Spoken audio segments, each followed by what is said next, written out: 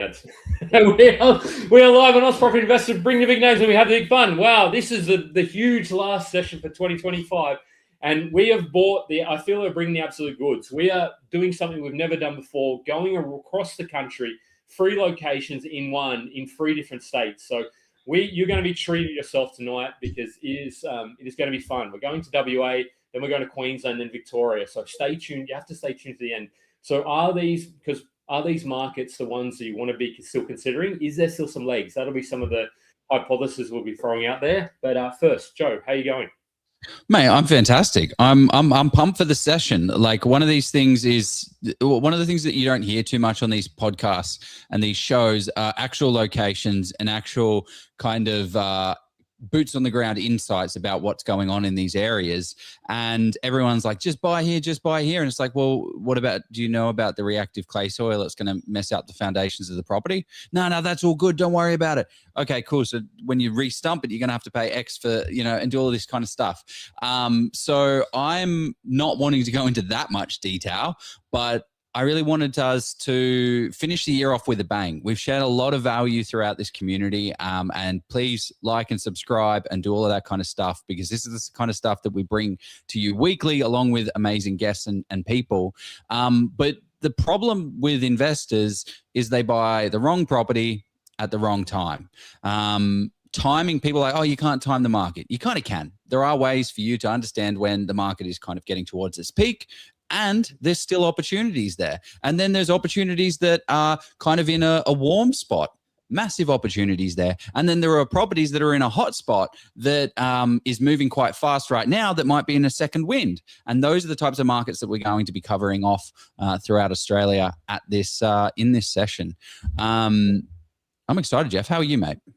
Yeah, good. I was down at the beach for those who saw my post today. Got down to the some celebrations today. So sorry for those that you are still in the office, but no, going well. And look, it's I thought things would have started to slow down by now, but they're not quite. Like I'm just really hanging on, not by a thread, but no, it's fun.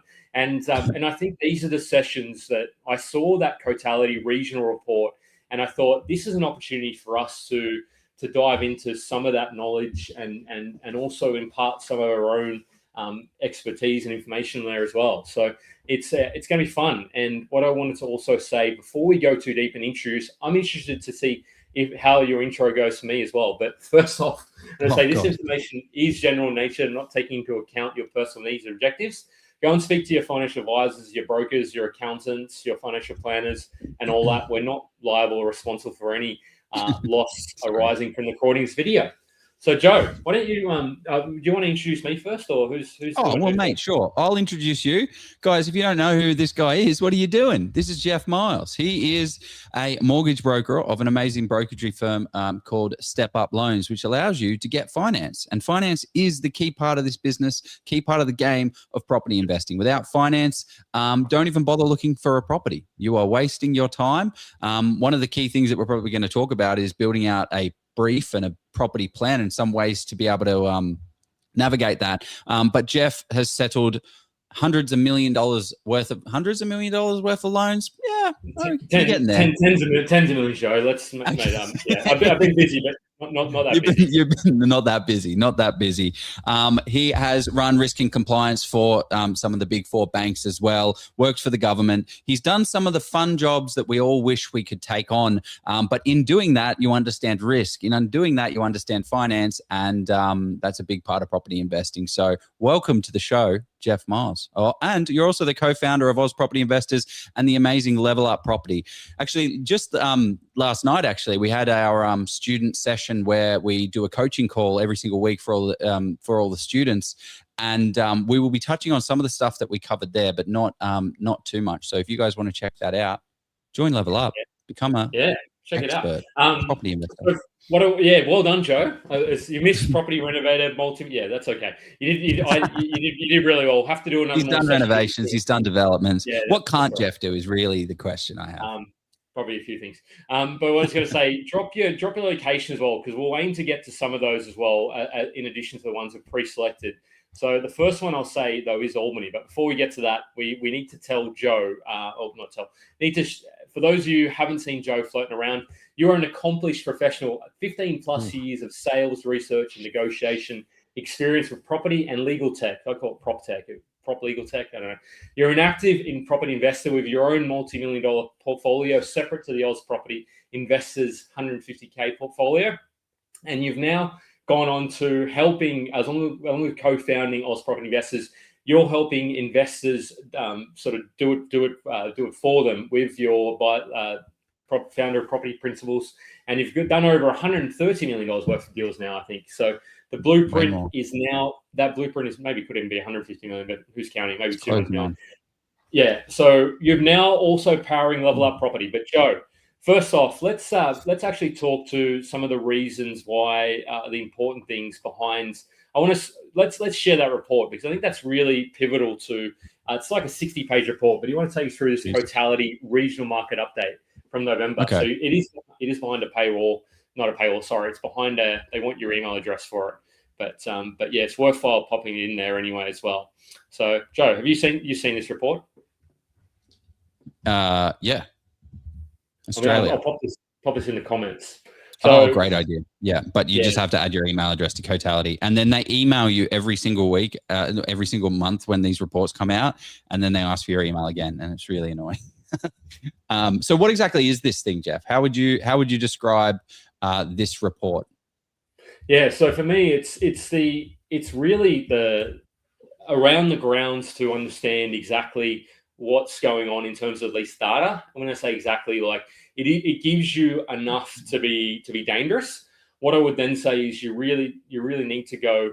You're going like an inch wide and a mile wide and an inch deep kind of thing. This is kind of the founding point for really some kind of. It'll give you some clues. Like we're seeing all these different regions across Australia.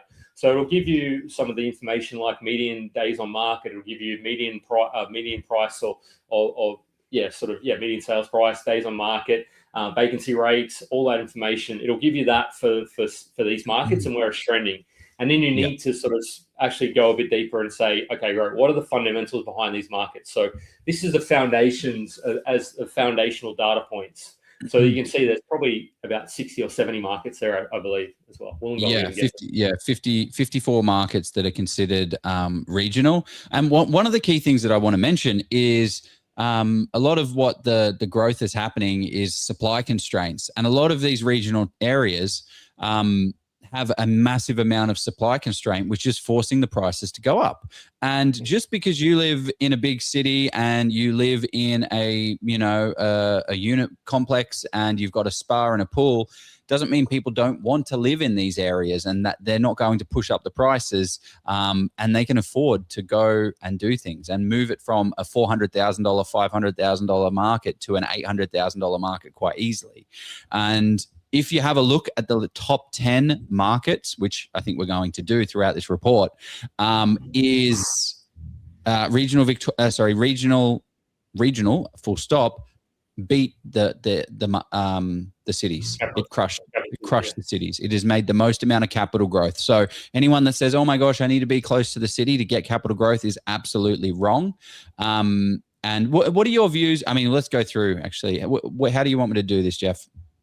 So effectively, we're going to unpack 3 locations in the and I don't think we necessarily need to go through it play by play. I just wanted to call out this is a report that has formed the basis of some of this live, so that people really want to. So I think you can sort of start to. This for me is like once you've got your budget, you can then eliminate, for example, if you can't buy in Mittagong, for example, because Mittagong's probably a multi-million-dollar market at least. So this will give you the starting points for your investing journey once you got your finance approved. So that's what I wanted people to take away from this. And then I suppose if you go to about page 55 or 56, maybe around there, that'll actually give us the back of the book when you're doing your maths. And keep going a little bit more down. There we go. Exactly. Yep. So here's the value. So, and actually breaks it. I realize it arranges them quite nicely in terms of, now this is only one piece of the pie because this is lagging data. Data is generally lagging, of course. So you want to make sure that you're not just looking at, this is like almost looking at the back of the magazine, the property magazine, saying, okay, great, where's kind of trending? and what are the things we need to be considering in these markets, and then going, this is the starting point for some of the locations that might be of interest to you. So it goes around the country and state by state and considers all the regions that are, I suppose, significant urban areas that they look at. So. Well, it's awesome because it allows us to see how many sales there are in the area. So you can kind of rule in and out areas that you're not comfortable with, right? So if we go down to Muswellbrook, they've only had 388 sales. So is that, I might just zoom in a little bit, is that enough data for you to feel comfortable in the data set to say, yeah, I've got good confidence that this area is going to, it's got enough insights, enough sales for me to see the data correctly and be able to make a judgment call? Or do you need 500, Taree, Tamworth? The other thing is as well is the change in sales volume. So what that means is there's more transactions happening, which means that there's a little bit more activity going on, which is interesting. More people are taking those properties off the shelf, more people are selling, and it gets pretty exciting. Yeah, so I think that could be one of two things, and the other thing that is interesting as well, the median days on market as well as vendor discounting, because the lower the discounting, it means there's not necessarily a correlation between. But if you look at Bateman's Bay, for example, look at that 70 days on market, and it's nearly 5%. 77 days for Bowral Mittagong, and it's 5.4. Like anything that's, if you go down, Joe, to go to one that's in the 20s or something, go to a market, and I imagine the vendor discounting is probably almost not non-existent, but go down to it. There you go. So 3%. Yeah. So Moe and Mildura. So Bundaberg. Yeah. So you sort of see once it gets in the 20s, you're starting to get to less discounting. So that just means that it sells above or below where the listing price is, kind of thing. But the vendor has put the ticket on there. So of course there's going to be some that will get discounted. But what I wanted to also call out, Joe, is this is sort of the second or third or fourth step. You need to go strategy first. Like, what are you looking to do? Is it short-term growth, or is it beyond that? Is it medium to long-term? Which will tell you, then you need to go into that. What can you afford as well? So once you know all that, you can start to dive in and speak to the local legends, which you should always be doing to understand that boots on the ground if you're not going there, and go there as well as yourself. What are your thoughts on that, Joe?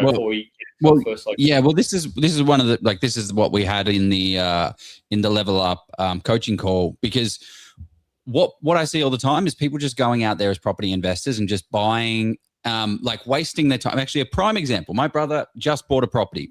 He just bought a property in PPI where he wanted to live. I'm like, I'll help you out. I'll help you do it. He's like, no, I want to do it myself. That whole pride thing.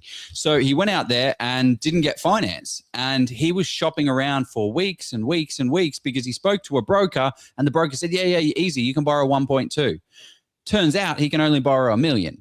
So after all of this, he has just wasted weeks and weeks and weeks. And then I gave him a calculator that we use. And I'm like, can you even afford a $1.2 million property? There's no way. I know what you earn. I know how it works. You're not going to be able to afford that. Ran the numbers. And of course, that's why he didn't get the $1.2 million borrowing capacity. It's because he couldn't afford it. So one of the things that you need to do is establish your budget for what you can afford from a negative cash flow side of things and a purchase price side of things.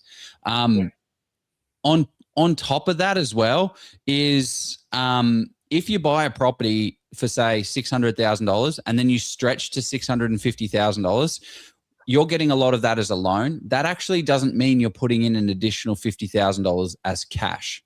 So I see some people saying, oh no, my max budget is 600, but in reality, they can stretch to 650. So anyway, get your finance pre-approval in place and get it locked and loaded. If you're, an investor that has a solid income that knows what they're doing, you don't necessarily need to get pre-approval. What are your thoughts on pre-approvals for someone that's a little bit more further down the track, has a little bit more confidence in things?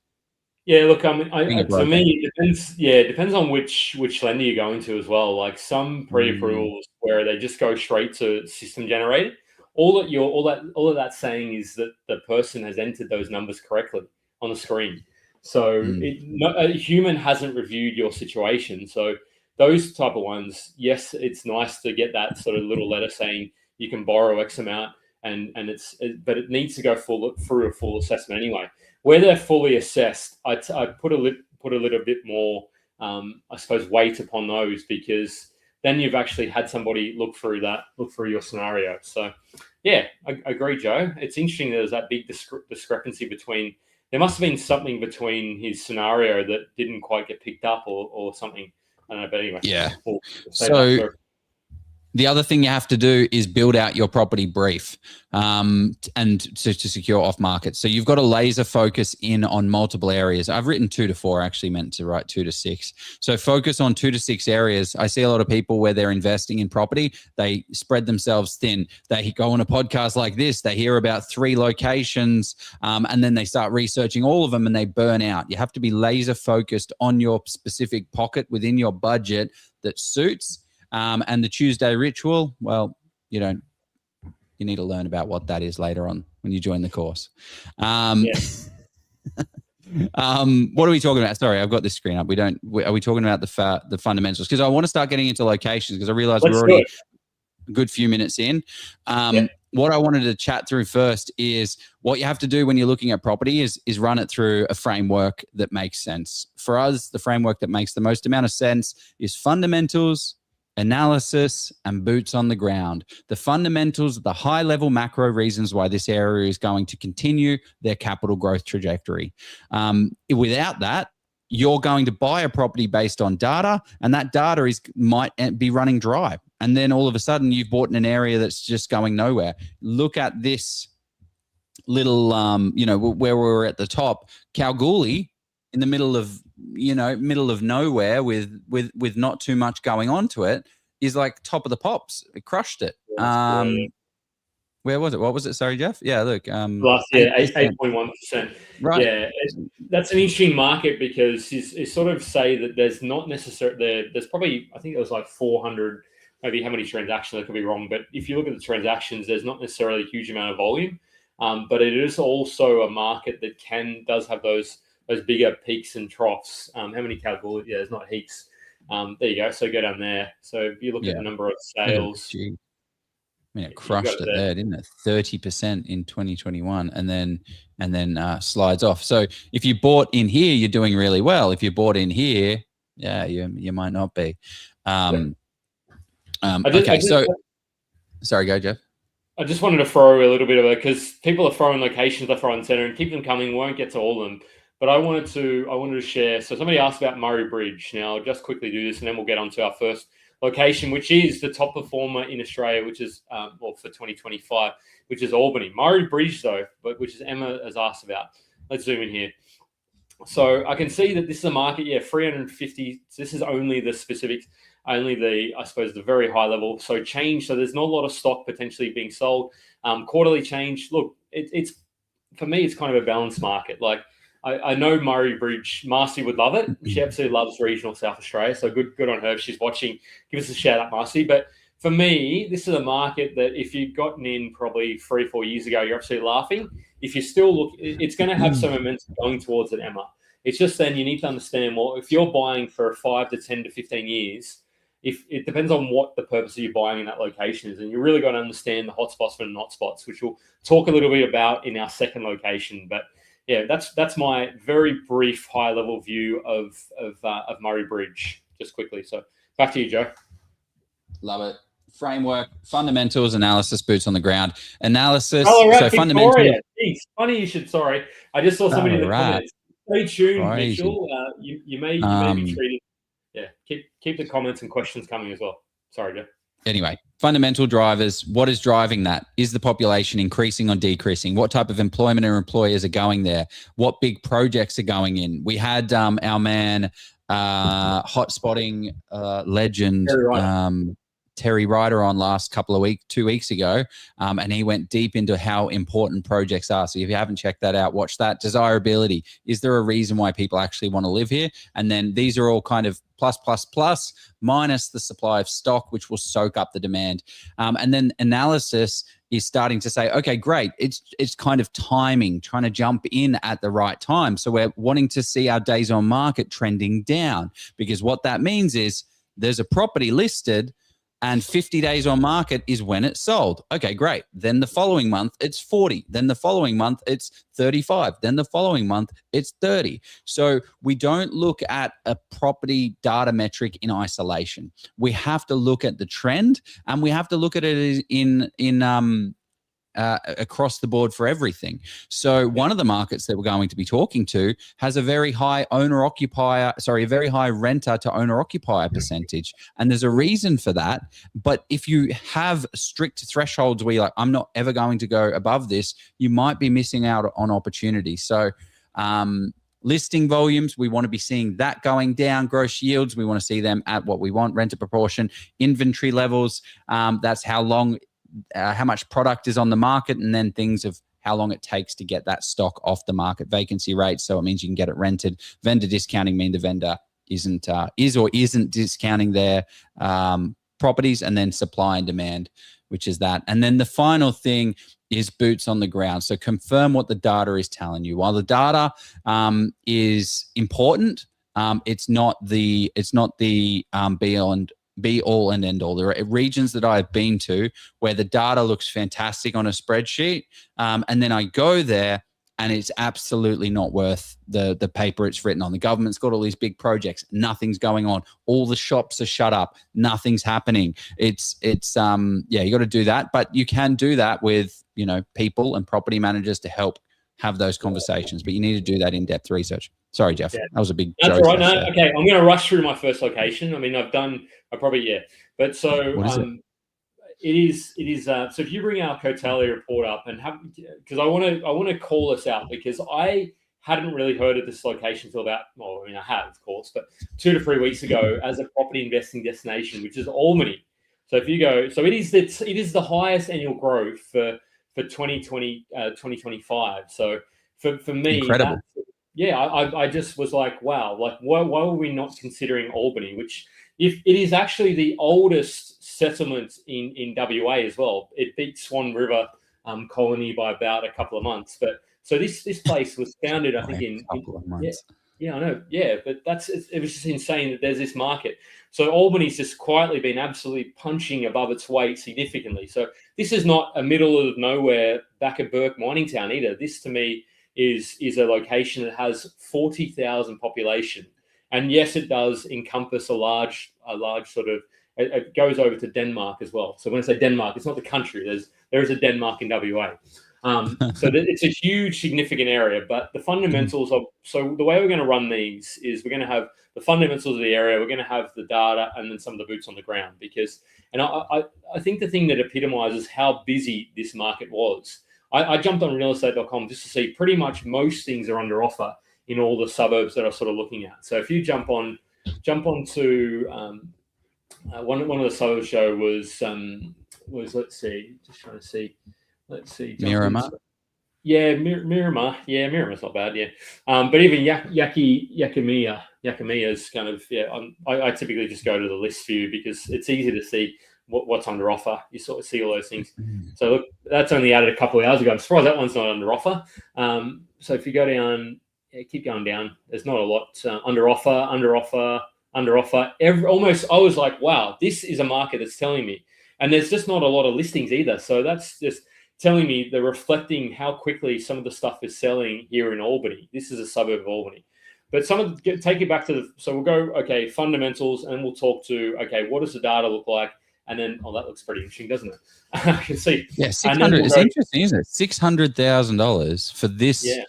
Like you have the choice to spend $600,000 for a two-better. 1,000 square meters. So the things that are going on there in Albany, so it does hold a special place in West Aussie's story. So as I said, it's the first European settlement established 2 years. Sorry, it wasn't 2 months. It was 2 years, Joe. It's 4 to 5 hours from Perth. But the thing that I find interesting about this, and not to say that population growth equals capital growth, but internal migration was up 190% year on year. So yes, that sounds great. But I mean, from low numbers. So on 40,000. So if it goes from 1,000 to 2,000 or 2,500, yes, that's 190%. So yes, the number sounds impressive, but just always look beyond that. But there's a lot of people moving there. It is a great southern capital capital. There's $4.7 billion in economic output going on there. So this is not your sort of single horse town. You've got major capital works reshaping the city. Now, I get not all infrastructure projects are created equal. So there's a $225 million Albany ring roads, which to me, yes, it's great. It's a road. It's exciting. It means people can get around. But that doesn't necessarily generate longer term jobs. So you need to understand, the thing that gets me a little bit excited is there's a major redevelopment of extension of the hospital there, $60 million of that. So I looked into that. There's a new modular ward, and there's upgrading emergency services. They're overdoing the whole. They're doing the whole hospital there. So look, that is timelines are sort of getting pushed back there. The other thing that I sort of see is the desirability. So Southern Ocean Surf Reef Marina redevelopment. There's tourism. There's $363 million in visitor spending going into the local economy. So it's actually quite a picture. I spoke to Ashley Goodchild about this one, and she said it's an absolute gem of a spot. So if anybody's been to Albany, give us a shout out. But so the thing that I find interesting as well, and you need to consider these for future potential capital growth, is there's about 1,000 homes being developed in McHale, which is just in the north of Albany. So if you go to McHale, which is probably on the outskirts of town, so there's a lot of paddocks. So yes, these areas have seen a lot of capital growth, but just have a look at how much development stock is potentially coming on in these markets. So that's something that stood out for me. There's a lot of farms and a lot of potential to develop. So that's my fundamental analysis, Joe, that I looked at in terms of Albany. So a lot of things going on. What do you like? Like, what areas are kind of you're vibing well in? If you were like gun to your head, you gotta make a decision around Albany suburb. Like, what do you think? So there's not a lot of suburbs in Albany, actually, Joe. Yeah. To be honest, yeah, there's not really. There's probably about 7 or 8 major suburbs. So look, as an investor, the other thing I wanted to talk about was the economy, because that's important. Because in particularly smaller towns, you've got health and social assistance, you've got accommodation, you've got education, you've got retail, you've got construction, you've got agriculture, you've got a lot of farms there. So this is not purely a one-horse town. That's the thing you need to be looking at. Now, yes, it is a population of 40,000. So the areas that I sort of ones of notes, and I'll sort of call out what they're sort of noted for, is that McHale. So that's where there's a lot of development. That's a newer part of town from what I could see. Now, I haven't spoken to the boots on the ground yet, so you need to absolutely do this. But it's seen a lot of growth. It's done like 22% the last sort of couple of years, and it's actually the rental yield is 5.2%. So you're kind of looking at about a high 6s, low 7s buying price. And so you sort of say, in a regional town, has it done its dash? And I'll sort of give you the verdict on this as I'm going through. But to me, this is a more owner-occupied appeal market, less housing commission. So if you want to learn about the housing commission, you need to jump on things like OpenStats, microburbs. That'll tell you the breakdown, renters to owners. There's more owner-occupiers in this suburb. Another one that's slightly cheaper at around that sort of 500K-ish median. Now, you need to understand the hotspots and not spots in the suburb is Arana, which is actually an older part of town. It's even closer to the city of Albany. So owner-occupied percentage is okay. It hasn't seen as much growth, and it makes sense because so it's Orana, Arana. There you go. Yeah, so it's closer into town, and it looks a bit more industrial and gungy. So you just need to be mindful of that. This is probably the highest concentration of housing commission I could see at about that 7 to 8% in the whole suburb. So just need to be a little bit careful. You can buy things a little bit cheaper, but buying in cheap may also be cheap for a reason. So just be a little bit mindful of that. You need to. Yeah, it unfortunately doesn't go down to the street level in Arana, but there you go. It only gives you the whole. I think it's because the SA1 is too. Yeah, so there's definitely a lot more housing commission floating in there. So just be a little bit mindful of that. The other one is Yakamina, which has seen a lot of growth, and this is Yakamina is just to the right of Arana, and so that's again you're buying in about that 680, so that's a little bit more expensive. So sandwiched between McHale and Yakamina is Arana. So that to me is, there's potential here to put granny flats on potentially. So you need to understand the demand of these as well, and understand the planning requirements and all that. But you're looking at 700,000-800,000 square meter blocks, so bigger blocks in these sort of newer parts of older parts of town. Sorry, as well. So that's kind of the areas, the major areas. Look, there's the $1 million plus places as well. For me, I wasn't as interested in those because I just don't have the budget to be buying those $1 million places closer to the marina on the coast, like Collingwood Park, for example, Port Albany. They're the ones that you're seeing like significantly higher median prices, like you're talking sort of 900 to $1 million plus in those areas. So that's my insights into it. My overall view is that there is some opportunity there. You just need to understand that it's pretty much done 120% over the last 3 to 5 years. So it's seen significant growth. You need to just be mindful. If it is a hotspot, it 100% is a hotspot. Like you're seeing everything under offer. So yeah. So I guess I guess like the way I think about these markets are like there's opportunity for flipping deals, right? If a market is incredibly hot and you can buy, renovate, and sell that property and flip it, then you'll be able to jump in and jump out quite quickly. But if a market has done, what did you say, 120% over the past 3 years? Got it, actually, yeah. So McHale, for example, has done, just trying to see, that's done 107%, nearly 70% in the last 3 years.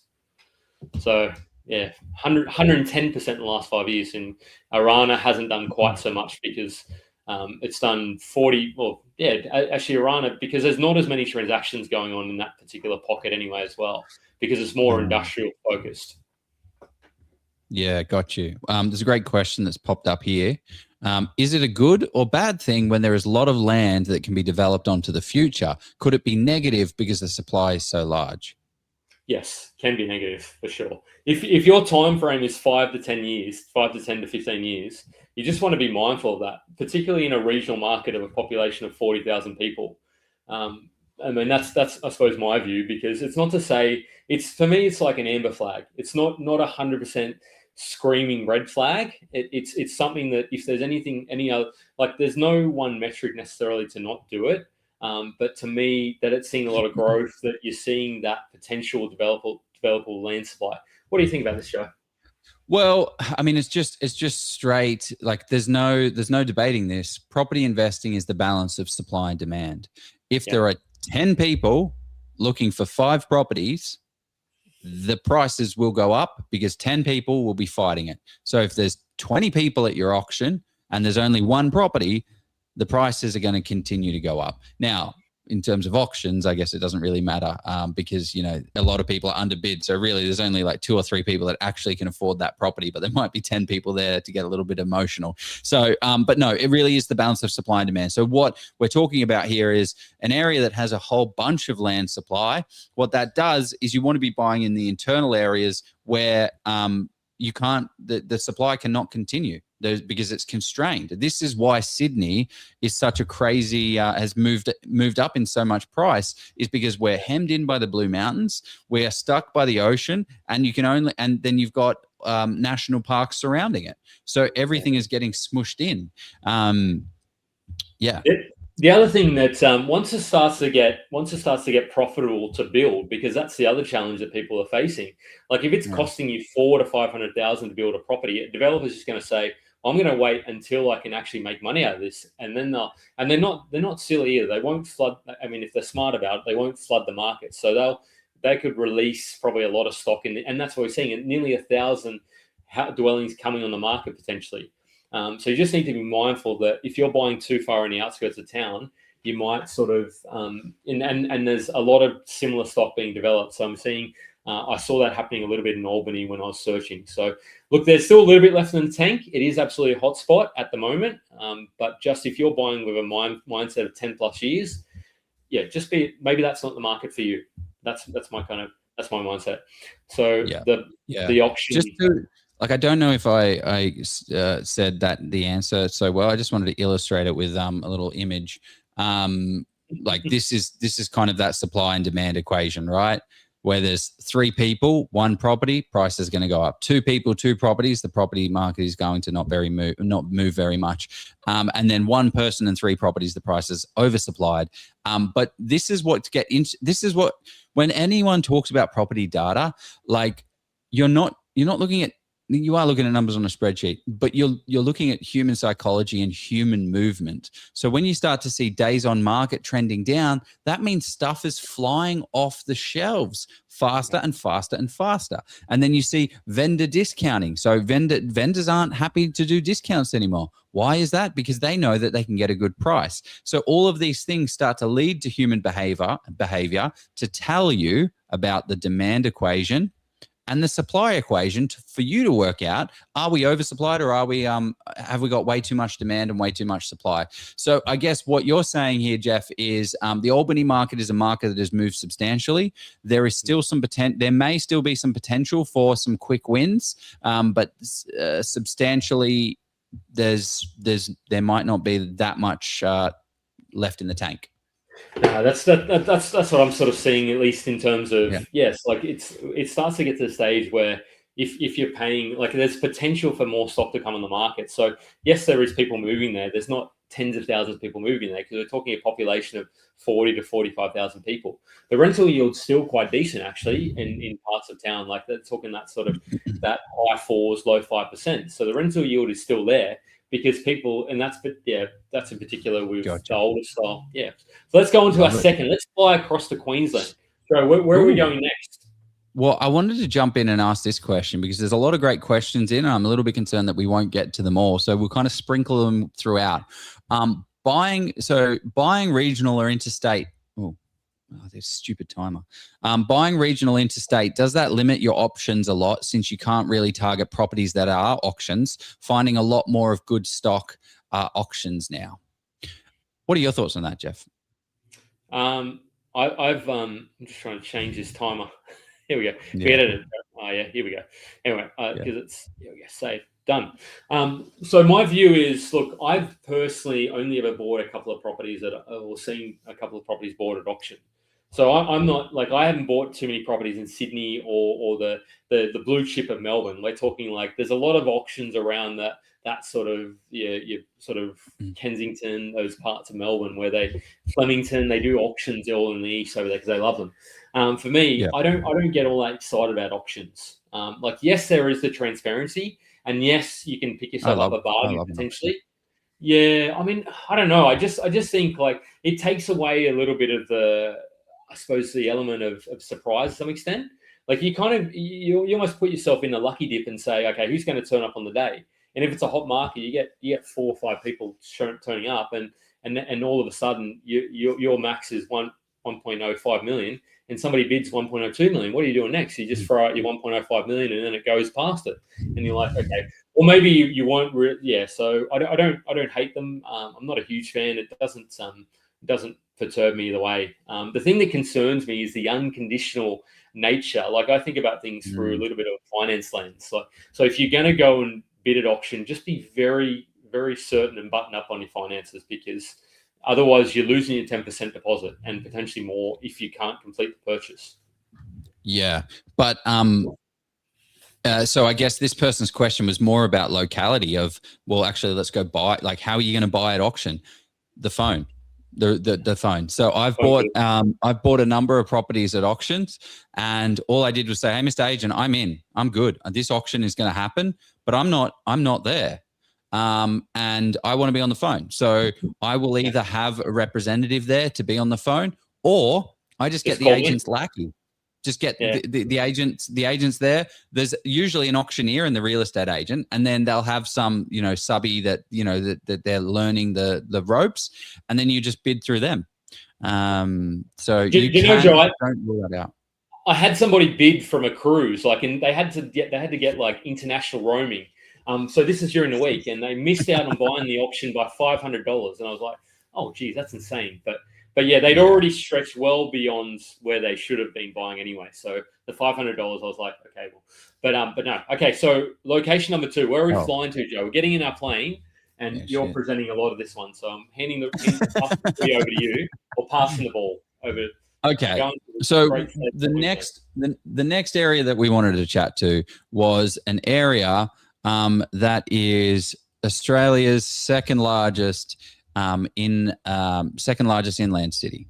So this is an area that people might know, might know a little bit about Brisbane. This area is west of Brisbane, a place called Toowoomba.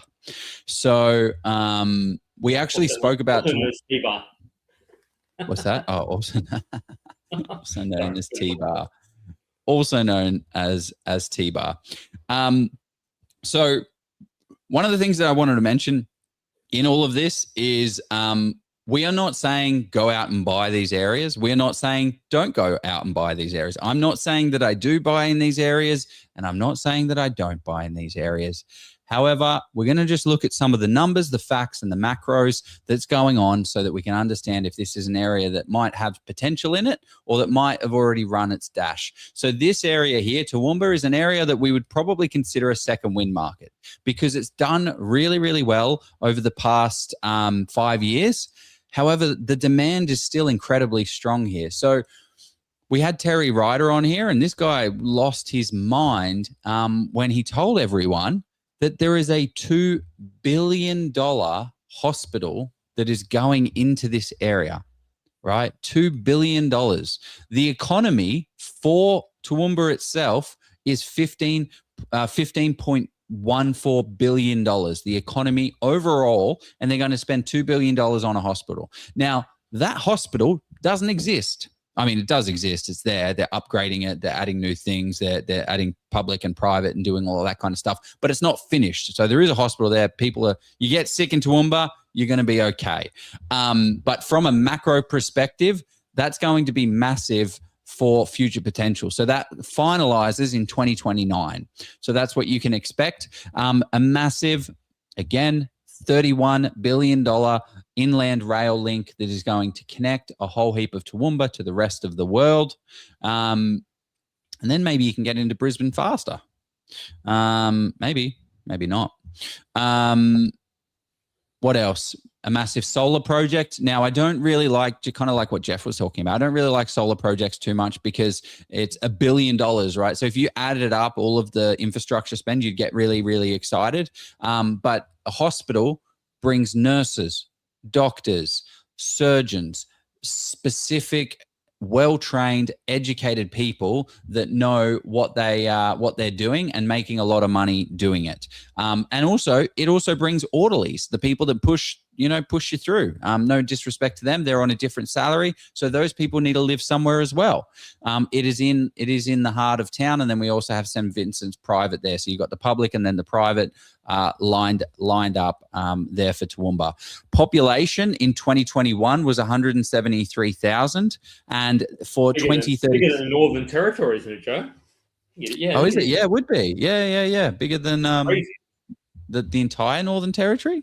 Definitely Darwin, but maybe not Northern Territory. Yeah. I think it might be. It might be the whole.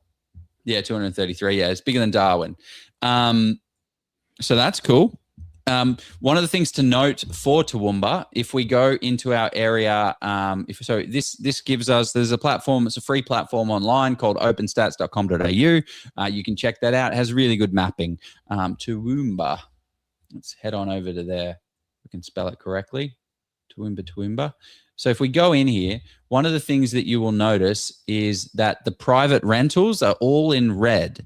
So this is kind of what I was talking about. So we like Toowoomba because of the major infrastructure. The employment is very diverse. We got health and social assistance, education, retail, construction, manufacturing.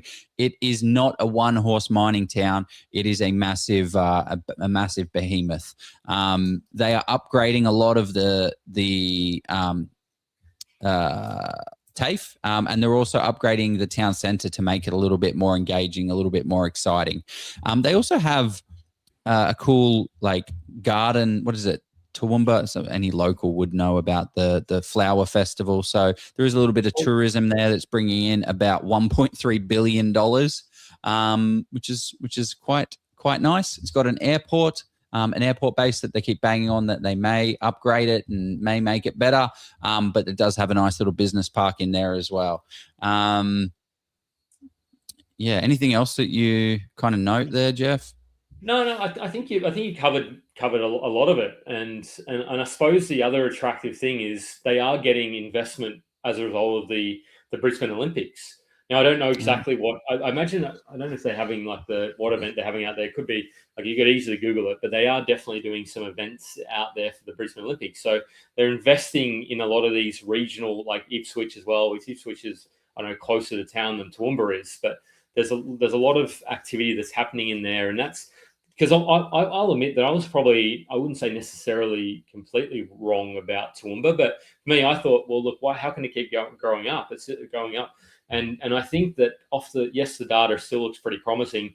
And the other thing is it's just still seeing that the supply is so low. So there's also that the Olympics, that excitement and the investment going on that people are, so those are my views. I think there's some pockets to be a little bit cautious of. Equestrian, there you go. It makes sense because it's a semi-rural sort of location, despite being 140,000, like equestrian and all that sort of stuff. So what are your thoughts? The boots on the ground, Joe? What do you reckon? Well, yeah, this is one of the things. I'm trying to make the screen as big as possible so you guys can see it. But just look in the top right-hand corner of the screen as we hover over and have a look at the private rentals. So that's one of the things. So I can't.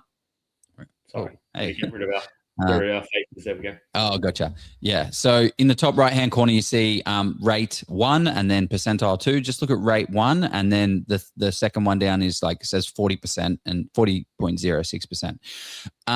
So if you have a look into Toowoomba, there is a lot of areas at 41%, renters 41, 35, 54, 43, 35. As you start to zoom in, it gets even worse. This area here of what's this? Is 70% private rentals. One of the things that I think is very, very important when looking at this data is don't just rule a place out. This place has 58% renters.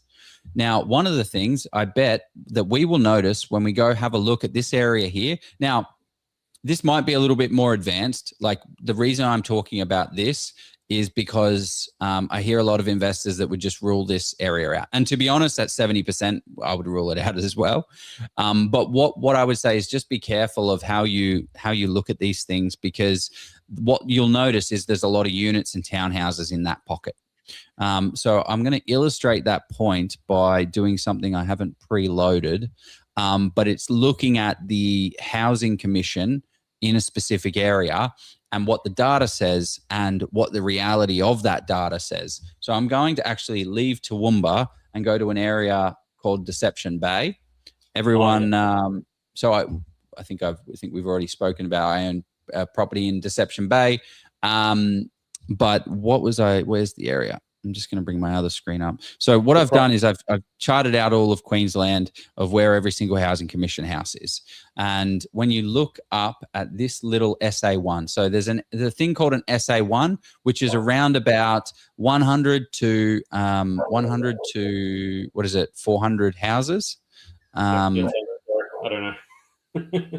Yeah, around about 100 to 400 houses. So there's this little area up here on the Bateman Street that has 41% private rentals, 10% public housing.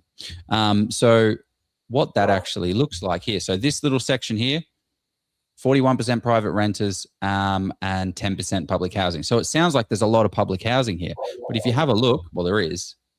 If you have a look at this public housing, my map doesn't have chicken pox. Every single one of these red dots is public housing. So you might have a threshold of, say, 10% public housing for yourself.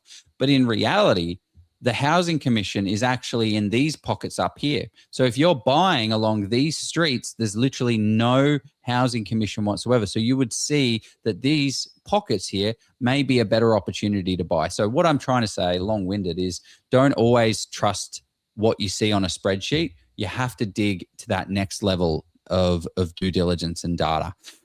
So any questions, Jef? No. And I suppose that there's not, like, people have tried to prove that public housing decreases capital growth. I don't think it's conclusively been proven.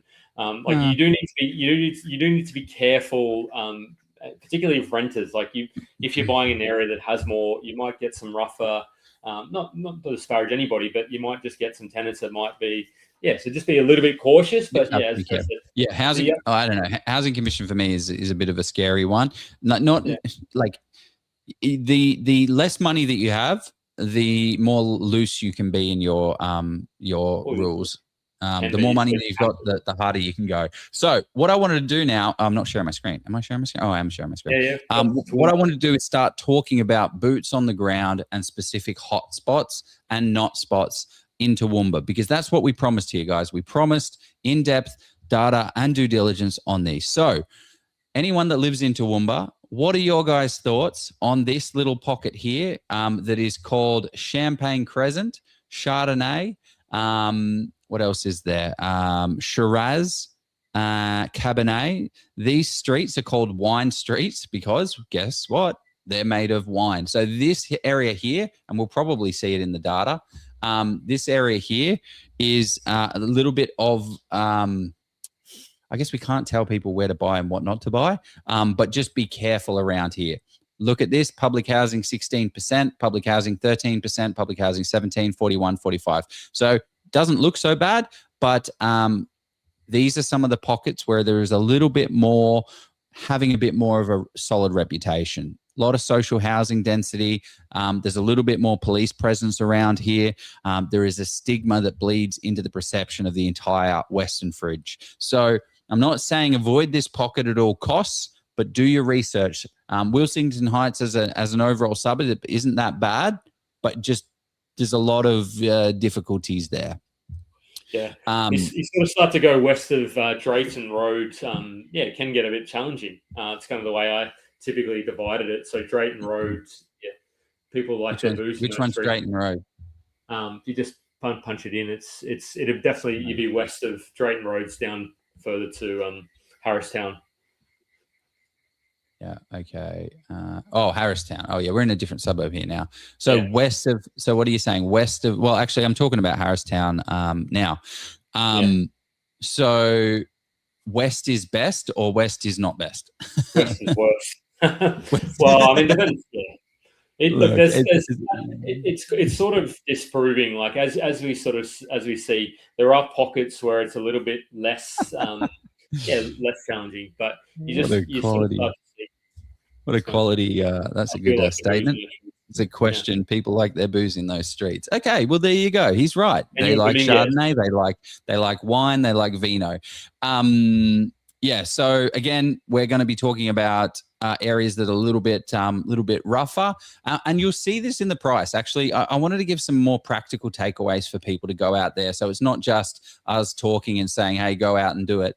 I wanted to show you some of the things that you can do to just get your head around the area. So if you just type in like Toowoomba and have surrounding suburbs and then have houses and then just go as low as possible. So sort it by like what is $500,000 of a house that has 500 square meters of land that has a minimum of 3 beds. Like where is that? And you'll start to build out the more affordable pockets of the areas. So pretty much nothing.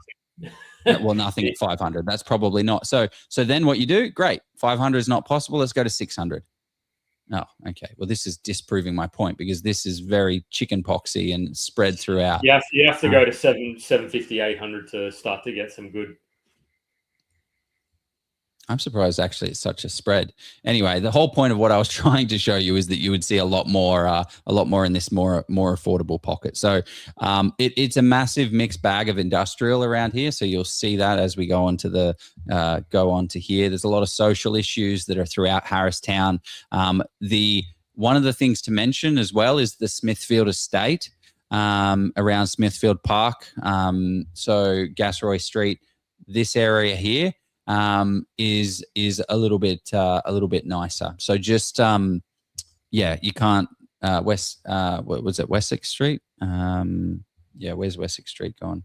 So you can't paint one suburb with an entire brush. There are opportunities. So Smithfield has these lovely 1970 owner occupied homes. So just saying the entire area isn't an absolute must or an absolute bust.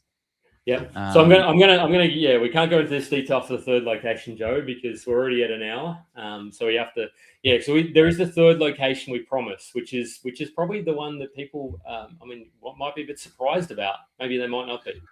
But we're in the cycle. Okay. While we're talking about Toowoomba, We lost Joe. He's done. What am I doing? Clicking the wrong buttons. So where would you say this property is in the cycle right now? So where would you say the Toowoomba market is in the cycle? So we had Albany, that's a real hot spot, kind of at the tail end of potentially the cycle. And then what's the second one? What's Toowoomba factored in at? Well, to me, it's kind of like as you say, it's a second wind market, because I would likely have seen it start to cool by now, but it is starting to pick up, and that's because it's just that there's that imbalance between supply and demand. There's just so many people moving to Southeast Queensland and surrounds because of those Olympics, because of the lifestyle, and because it is still relatively affordable, and because of what's going on there. So I think it's sort of experienced a renewed vigor. Like if you pushed a lot more stock into that market, it would probably become a lot more of a balanced market. But at this stage, it's still just not a lot. What are your thoughts, Joe? Well, actually, one of the things I realized, I said, hey, there's a lot of renters versus owner occupiers that's out of skew. The reason why that is because they build a lot of duplexes and unit blocks there. So it's one of these things that you have to be very on point with. So in terms of a market, where is it in its cycle? It's one of those second winds. It's been going very solidly for the past couple of years. You would have made, we were buying there $400,000, $500,000. Those properties are now $700,000, $800,000. Where the opportunity is probably within that $650,000 to $850,000, I'd say. I think if you do get some properties, like you have a look at the areas that have the more amount of land, there's some really good development deals that you can land bank and get a killer opportunity because it hasn't been fully developed yet. So I think there's real opportunity here if you go about doing it the right way. So solid market for. I give it a plus. Yeah, that's probably more. That's probably like a. I don't know if they, like when I was chatting to council there a couple of years ago, they weren't. It's not that they were anti-development, but yeah, they opened up a little bit, Joe, or are you still not sure? What do you mean? Oh, development-wise? No, you can get developments through. I mean, it's just case by case and all that good stuff. Like they need to start. I mean, the government. Anyway, we won't talk about development. Get me on my horse. Okay, so first ad, and then we're gonna dive into our last spot. Yeah, we're already at an hour, so it's been cranking through. So we'll get to that first and then come back and reveal the Victorian location, because I'm excited about this one. It should be interesting. Do it. Everywhere you look, someone else is making money in property except for you. Your mate, he just bought a house. It's already gone up $100,000. There's some bloke on Facebook, he's bragging about pulling in a 7% rental yield. Meanwhile, you're stuck scrolling real estate and domain, confused as hell and having no idea about where to start. Or maybe you're that mate that's got $100,000 in equity. You have a few properties under your belt, but you feel stuck. You're unsure about how to scale without over-leveraging and not knowing what the next right move is. So why does it feel like everyone else has some kind of secret that you're missing out on? It's because they do. There's a reason some people keep stacking properties while others sit on the sidelines stacking excuses. There's a reason why some investors buy under market value while others pay too much. There's a reason why investors know the hot spots before there's any heat. And there's a reason that some people build $150,000 in passive income while others just spend years thinking about it. And it comes down to knowledge. And that's exactly why Jef Miles and I, Joe Tucker, created the Level Up Property course to hand you the exact step-by-step process that we've used to buy over $100 million worth of property in today's market. We've built Australia's largest property investment community with over 80,000 members, and we help everyday investors secure hundreds of thousands of dollars in equity, all without wasting years of their life trying to figure it out the hard way. Making an uneducated decision on the biggest purchase in your life is just gambling with your future. Stop it. Get some help. And this isn't just another how to buy property course. Let's be clear though, this course isn't free. What and neither should it be. This is our life's work. We've spent over 100 hours each on this course alone. Oh, babe. Okay, video number 3. Number 4 with million does... Fuck. Done. We've got decades of experience, millions of dollars in deals distilled into a repeatable process that you can take away for yourself. If you're looking for free advice, there's plenty of noise out there. You can go and find that if you'd like. But if you want real,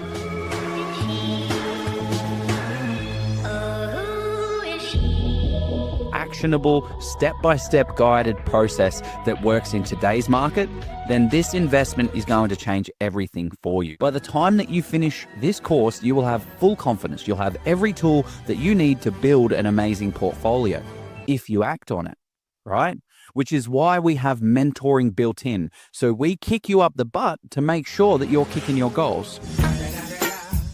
So the real question is, how much longer are you going to watch everyone else making money in property before you jump in and start playing the property game properly? Because the sooner you start, the sooner you start winning. And we are back. Winning 2026. That's what we want to see as many people do. So, Joe, I want to call out to the audience. If you guys have questions that you want to ask, you have the opportunity. We'll do a bit of Q&A because this is our last. I'm excited for 2026. This is our last session. But, Joe, throw those questions. We'll answer as many as we can.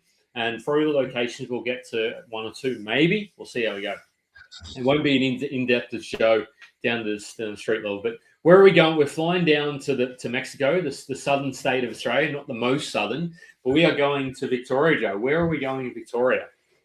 Mate, we're going to Victoria. We're going to go to one of Victoria's largest regional areas. This is not a town. This is not the middle of nowhere. This is BF nowhere. And actually, one of the things that I find helpful, like I'm trying to give these practical tips for people, is like if you don't know much about like property investing, if you don't know much about regions and stuff like that, what you can do is just go onto Google Maps, and when you zoom out really, really far, and I'm trying to visualize this so you guys can see what I'm actually talking about, and you'll see. Okay, great. Well, we've got Queensland, we've got Northern Territory, South Australia, Victoria. Great. You zoom in even more. Oh, wow. Okay. There is Melbourne. And then the major capital there is another major capital city, not capital city, but another major area is Geelong. You zoom in again. Oh, Shepparton's added to the list. Maybe I'll check that market out. That means it's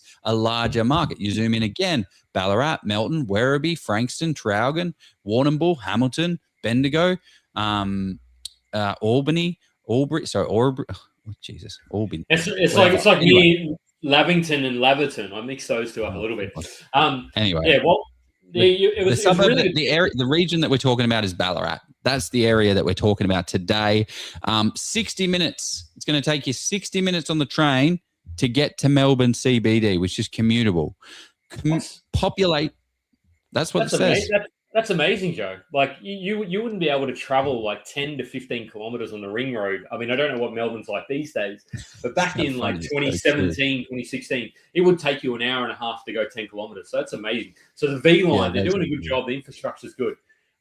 Before you get into a big spiel, I wanted to throw this out there because I reckon Teddy owns in Grovedale because Teddy, I swear I see this comment every couple of weeks.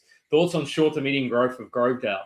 Look, I think it's going to probably go pretty well, Teddy, depending on what you're buying and also what you're buying and how much you buy for. Like if you're paying $750, $800 in Grovedale, depending on what you're buying, that'd be But if you're buying a reasonable, I think there's a lot of interest in Geelong. Back to Ballarat. Yeah, that's a good point. So Grovedale is in Geelong. It's more of an established like owner-occupier pocket. It's definitely not the cheaper end, but it's a nice little do your boots on the ground, baby, and find out what this place is all about. We're going back to this macro. What are we doing? Macro fundamentals, like we were talking about before. So we're starting to look at what is the population, right? So the population forecast for Ballarat is fantastic. So 114,000 as of 2021. 2036 is 144,000, and then they're going to jump that up from 2046 to 164,000 population. Exactly what we want to see. So it's not just a one-horse town, massive diversified economy. It's regional like gross domestic product, which is like how much output it is. So we had Toowoomba, which was at $15 billion. And this area here in Ballarat is $7.8 billion. They're having a massive hospital redevelopment as well, $655 million, which is looking good. They've got 2 universities, which is an amazing large base for your beautiful students. A lot of government infrastructure spend as well. So they're not messing around here. They are upgrading the transport. They are doing an events precinct upgrade to make this place look nicer. One of the things about Ballarat, and I think we spoke about this actually not too long ago, is that it's its own city, right? It's by itself on its own situation where the people that live in Ballarat don't need to go to Melbourne. They don't need to go anywhere for anything. There is nice lifestyle here, and then there is lovely little bits and pieces. It's diversified, and really the market has not done too much. So over the past 5 years, but neither has Victoria. And this is where there is opportunity, right? We were buying heavily and talking about heavily WA 3-4 years ago. South Australia, buy now. This is the time to buy. If you listened, you'd be up hundreds and hundreds and hundreds of thousands of dollars. But it's like running a marathon, right? I just ran a marathon. No, I can't run a marathon. I got a fractured hip. But pretend I ran a marathon for, 22 kilometers or 21? What's a marathon, Jeff? 42. 42? Jeez. Yeah. Good luck. Go on. Sorry, mate. Yeah. Yeah, half marathon's 21 and a half. Righto. 44. You've run 44. You've run 40, whatever it was. And then you get to that line, and then you've got to then go run another marathon. That's kind of what you're expecting if you're buying in WA right now. I'm going to go in and buy in a market that was $400,000 that is now $800,000. That market has grown 100% in the past 3 years, and I now expect the people that live in this area that 3 years ago were at 400. I need them to double that money again. So take it to 400 to 800 to then take it from 800 to $1.6 million. Do you reckon that's going to happen? Can I give you a controversial take on that? Like, I think if you're buying in those markets, it's not so much. It's more nuance, I reckon, because I agree mostly with that take. Because let's just say your Armadales, your Gosnells, your Rockingham, buying that sort of 350, 400, 450 now that are now at 700, 700-ish, expecting those to go to 1.2, 1.3, 1.4, probably very unlikely. I think where there's opportunity now is in that middle part of Perth. That kind of that 800, that more established bluer chip.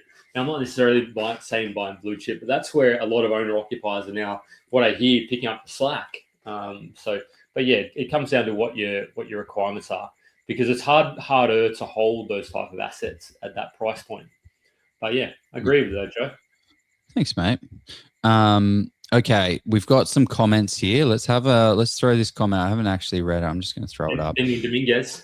Mr. Dominguez, he knows, in Ballarat, stay away from the western suburb with lots of greenfield developments. Best to invest in more established areas close to town and the lake. Interesting, spicy. This is one of the things that you will notice with Ballarat. It's not finished. So this is exactly what Daniel is speaking about right now. He's saying, guys, look, there is a lot of land supply that is going to keep getting built out, and this is just cookie cutter crap. No offense to anyone, but it is small 3-4 bedroom houses that take up most of the block of your 400 square meters, and there's no supply constraint. Someone will just unlock this little thing here. So we want to be buying in the areas that are a little bit more established, so that this you're closer into town, you're closer into all the action. But Jeff said I was talking too long, so what I wanted to do is talk about the good, the bad, and the ugly. So there is a area called West Wendouree, which is separated by this road. What is it? It's the main road. I don't know the name of the road, but yeah, it's definitely, you can see that. The interesting thing as well, Joe, because I've been tracking this market now for 3 or 6 months or even longer, you started to see the prices. Like, I think people are thinking they're getting bargains in these locations. And I think the people that are really doing well is the people that bought 2 or 3 years ago and had bought really well.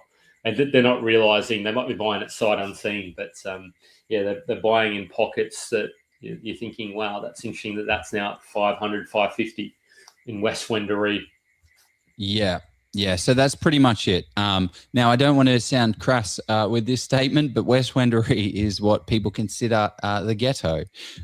So the market in Wendouree is very binary. It is literally separated by a physical and psychological boundary, which is this main arterial road up here, which is Gillis Street. Anyone that lives in Ballarat will confirm exactly what I just said. So this kind of sets it out. The streets that have flower names are some of the ones that have a little bit more of a a little bit more of a stigma. Police data. Have a look at some of the. Oh, actually, let's look at the police data. Actually, now the thing is, I don't want to get so like there is opportunity. Like everywhere, there's opportunity in property, but you just don't need to accept the risk. So break-ins, it doesn't go detailed enough, unfortunately. So that's not a valuable to call my point. So just be careful of those. It's just a little bit rougher is all. So East Wendouree. So we're on East Wendouree. This area is quite nice. So it gets a bit of a spillover from the Lake Wendouree. So this is a really cool point of, don't buy in Wendouree because that's what someone tells you. No, a suburb. Like suburbs, actually, it's like Albury and Wodonga. I think we spoke about this before. It's not actually about anything about the suburb name. It's actually pockets within. So it doesn't matter about the geographical boundary of that area. It's about the pockets within the area. But what that does, any data nerd out there will tell you, well, what are you talking about, Joe? Because that screws up all my data because I want to buy in Wendouree. And I'm just going to buy because the data says to buy here. No. You need to do your boots on the ground. You need to do deeper research. You need to go to that next layer, which is confirming where are the areas. Because buying in the west is going to be cheaper than buying in the east, but you may be better off with a long-term tenant to be able to get what you need to get from there. Can we? What are some more? Are there some more? I suppose suburbs around Ballarat that where you're seeing some potential interest, Joe? I'm asking you a tough question here. Yes. Maybe, okay. So bottom left down in some of these new estates. So this is some of the interesting information. Some of these newer estates down here are not very good quality properties. So like to give you a bit of an indicate, like, so just be careful of when you're buying these new estates. You got to look at them. So some of them, all these brand new houses, they have super small kitchenettes. They have one living space, 115 square meters as a house on tiny blocks. It's just rubbish. Where's an area that's not so bad, but has a lot of stock on market is Winter Valley. So if we go into Winter Valley, but yeah, not saying buy there or not buy there, you know what I'm saying. These are a more established and nicer, like dwellings, if that makes sense, than some of the other ones. Another one is Sebastopol.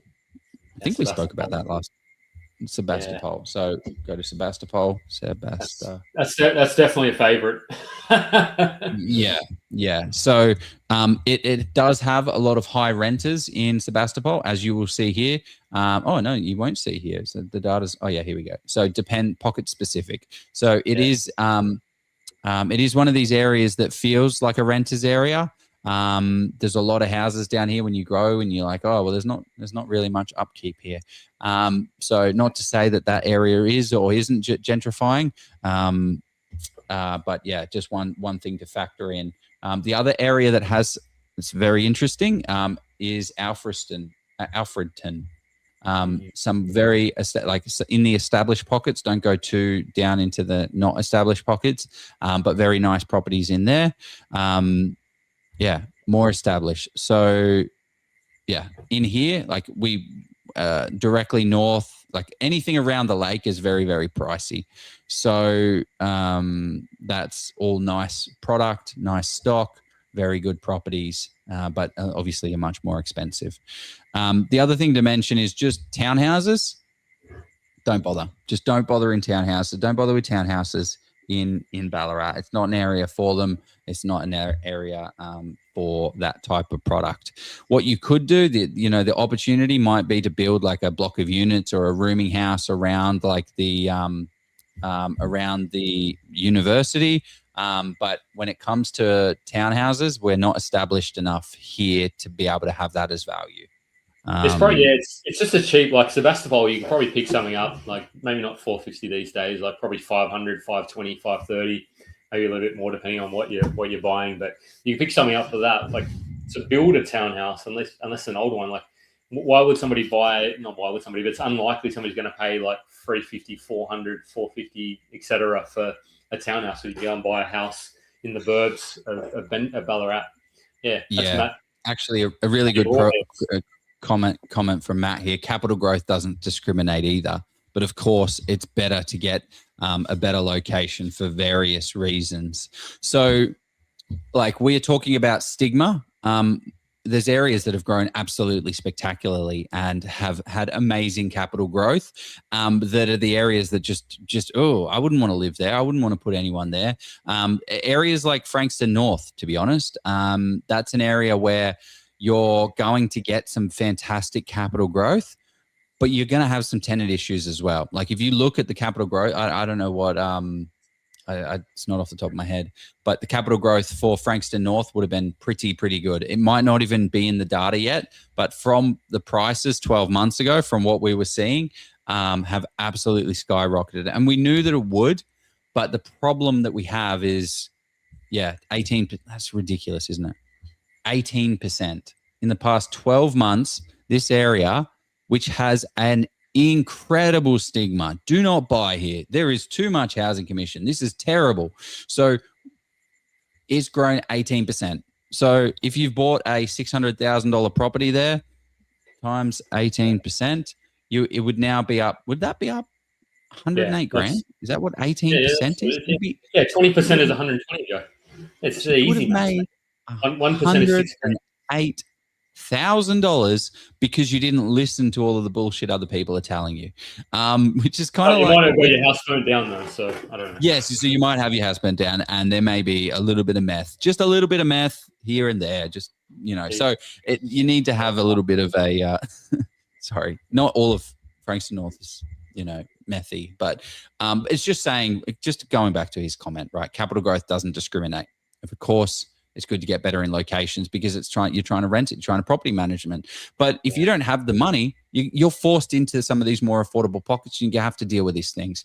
One of the first properties that I purchased, I did a renovation, bought in an absolute dive property that was collapsing. It was a 2-bedroom property. I needed to re-stump it. What did I do? I got it underneath the house. I jacked it up with the car jack, and then put a little, like I went to Bunnings and got one of these like steel things and just put it under, and it was good to go. But that property constantly got broken into while I was doing the renovation. Not while I was there, but I'm like, I can't live here because there's holes in the roof. But anyway, that property has now grown incredibly well and sorted itself out. That was good. I reckon we throw to our second sponsor, and then we'll wrap it up for 2025. Final thoughts. I think. Yeah. Answer some great questions. Yeah, throw some questions, or even locations, or which part of North Franga is not meth. Oh, Brian. Exactly. You said it, I didn't say it.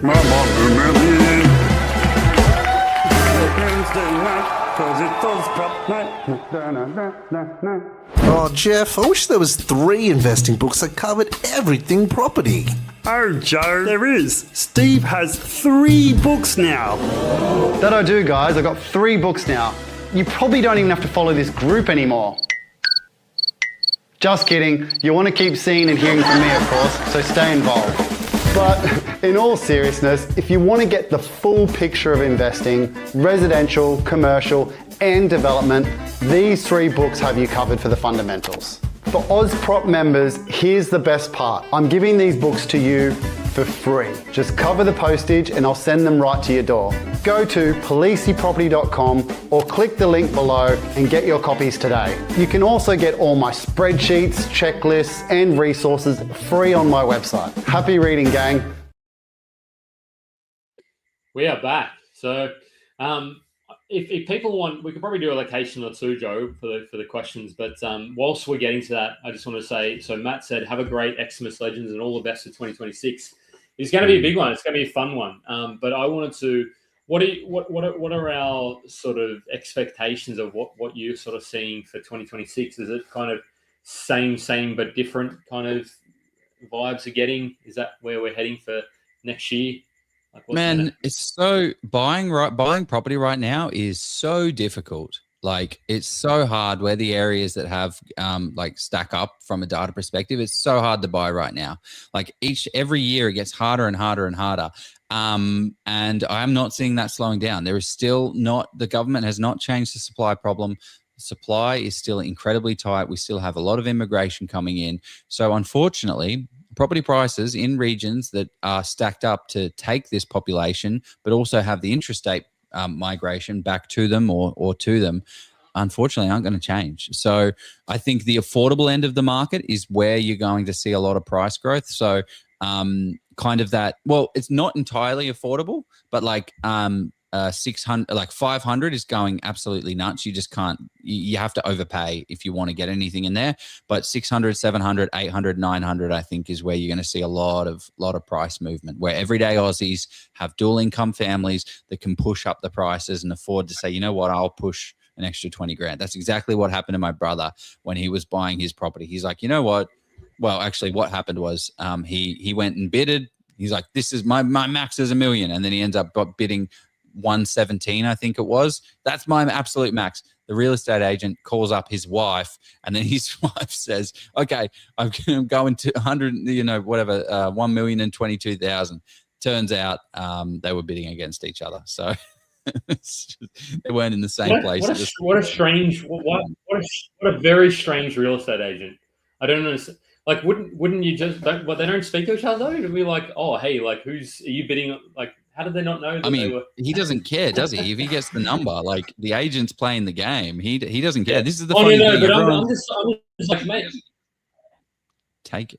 make hay. There's, I can just imagine. Yeah. I don't know. I'll ask you about it after the thing. But I wanted to say, somebody on the YouTube said, how about a townhouse in Franga North? They don't really exist, to be honest.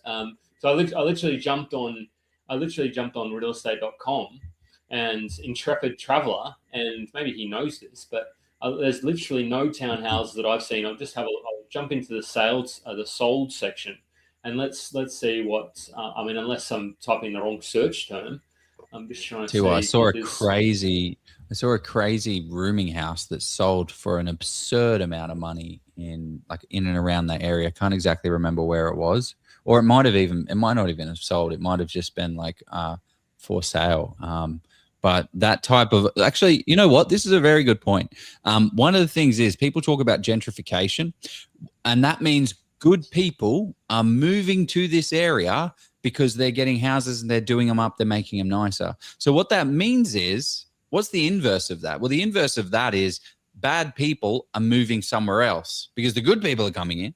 Then where are the bad people going? And that's kind of what are these hot spots and not spots, right? Like, where are the areas to avoid? Now, I don't want to say bad people as if it's like, like that. But if you say good people are moving in, that means you're saying bad people are moving out. So you want to understand where those people are. But I think this is where we start to become like where the real opportunity here, as this affordability keeps rising, we are going to see opportunity in townhouses and units and rooming houses and these small affordable blocks that people don't have any choice but to live in, but they want a roof over their head and they want to push up, they want to buy something and they just can't afford $600,000 for some shit shack.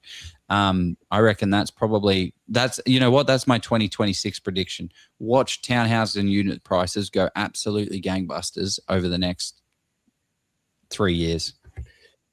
Spicy. Well, yeah, supply and demand. I mean, I think it's harder for that to do in Brisbane because they already have done that in Brisbane.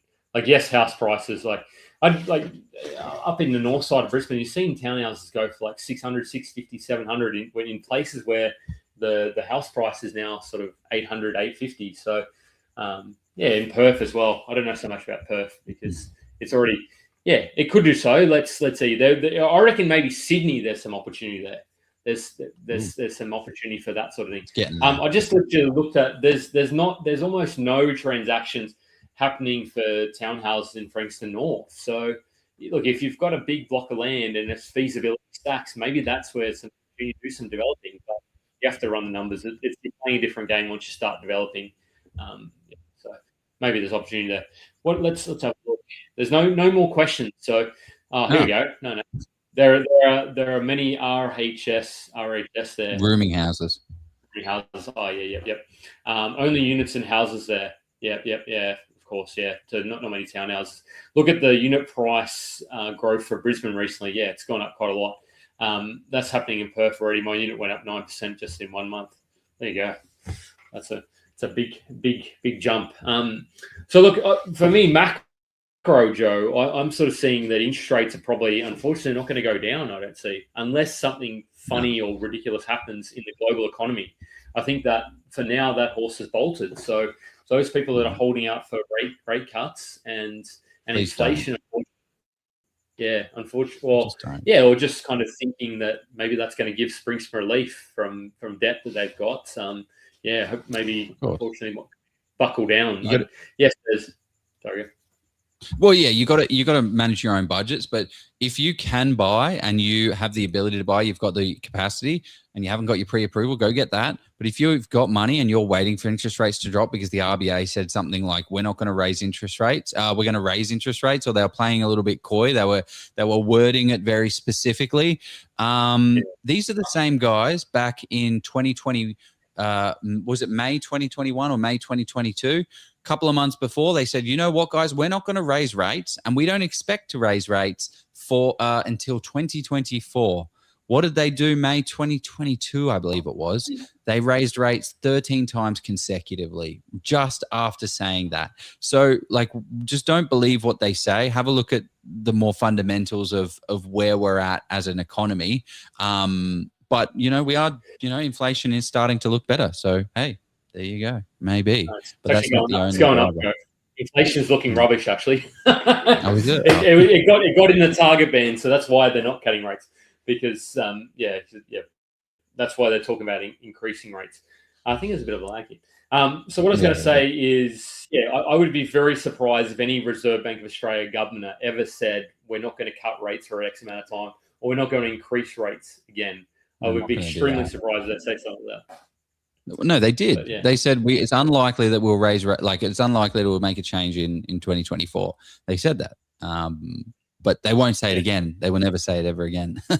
Well, yeah, they said it. Phil Lowe, he got absolutely grilled. So the new Reserve Bank, what's that? Yeah. So look, there's not a huge. Sesh. No more questions, guys. If you got questions, throw them in. You had your chance. I don't know. I kind of like this session. I feel like we went more macro fundamentals and then boots on the ground. We didn't actually go the data side of things, which I think is actually okay, because I think that's where people get caught up. It's like, okay, cool. What's data? How's data work? The blah, blah, blah. But they don't do that next layer of due diligence for the boots on the ground. And that's why don't people take action? Is because there's uncertainty in something. And the uncertainty is where to actually buy and what pockets to buy in. So I hope we've helped a little bit in some of those pockets, areas to be aware of. But these things that we've just spoken about, this is 3 to 4 phone calls with property managers, asking the right questions at the right time. That's how you get this stuff. This is, there's a lot of this stuff we teach in the Level Up course. We give you the transcripts, we give you the things to say that you can negotiate deals. But Jef, anything other final thoughts you wanted to think about on this one? No, I suppose I just want to say, to your point about property managers or real estate agents, if you're not getting cut through, just bring the next one. Like, I know that's, and of course you have to be dealing with, if you're getting a property manager on the ground, you need to have somebody who's got some experience and some runs on the board for sure. But just figure out a way. If that person's not picking up the phone, just flick them a text and just say, hey, look, I want to take 5 or 10 minutes of your time. I'd love to see what we'd love to do some business together. I'm looking at property in the area. When's a good time to have a chat? Or what's the best way to get in contact with you? Just figure out there is a way to make it happen, because I had a bit of challenge contacting the property managers as well. So even somebody who kind of, and I was like, if I had a little bit more time, I would have texted them and actually arranged the time. But there's many different ways. Just flick them an email, call the next agent. Merry Christmas, Happy New Year for sure. So 2026 is going to be a huge year, but for all of us and beyond, we're sort of into the second half of 2020, the 2020s now.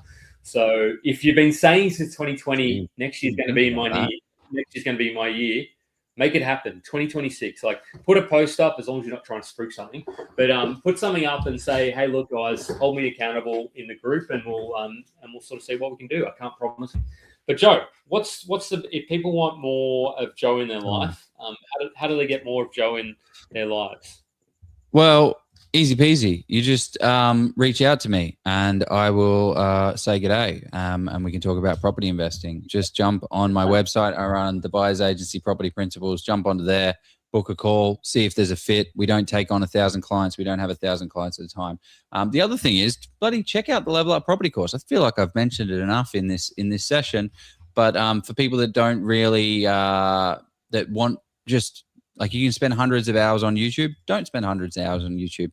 But there you go. There it is there. How do people get more Jef in their life, though, Jef Miles? Well, they're going to have to wait till the 12th of January if they want to. But no. Look, yeah. It's been amazing chatting to a lot of people. Look, Step Up Loans run the look, whether you're doing it in 3 months, 6 months, or 6 years, I'll have the chat. Look, I can't talk to you for 8 sessions in a row. But yeah, love. I actually just love hearing where people are going. Like, to me, an hour and a half phone call to see where people is just exciting for me. So putting my hands 100%. Up. Oh, here we go. Francis put her hand up. 2026 will be a pivotal year for me and my family. There you go. That's 2026 and beyond, Francis. You're going to make it happen. It's an exciting time. So no, thanks everybody. Units and they will increase in just capital cities. I don't know. No, not necessarily. Well, you need to look at the fundamentals, right? Like townhouses, there's not many townhouses in Frankston North. Does that mean there's an opportunity for townhouses in Frankston North? Maybe. Like, is that an undersupplied product? Sounds like it's not a great. Yeah, but also, if you think, like, there's a lot of shit shacks in, like, no offense to Frankston North, but there's a lot of old, outdated housing commission houses that may be getting converted into normal established houses, which are just basic bitch 3 and 1. 100 and odd square meter places that aren't very laid out well. Like, if you've got a brand new townhouse that's brand spanking 2 levels, 2 bathrooms, 4 bedrooms, hey, you know, that product might do well. But anyway, cool, great session. Thank you very much for all of your support throughout this throughout the year, guys. Merry Christmas. Thank you very much, Jef, for the effort that you've put into this community. It's been a pleasure and a privilege over the last 5 years, 6 years of doing this with you. So thank you. Yeah, no, thank you as well, Joe. And as I'm going to finish it off this year, maybe not. Actually, you do it, Joe. You do it better. I do. Let's go buy property. Let's go buy property in 2026, everybody. So yeah, you do it better. See you, boys. Much better. See you, girls. Got to hit end, actually.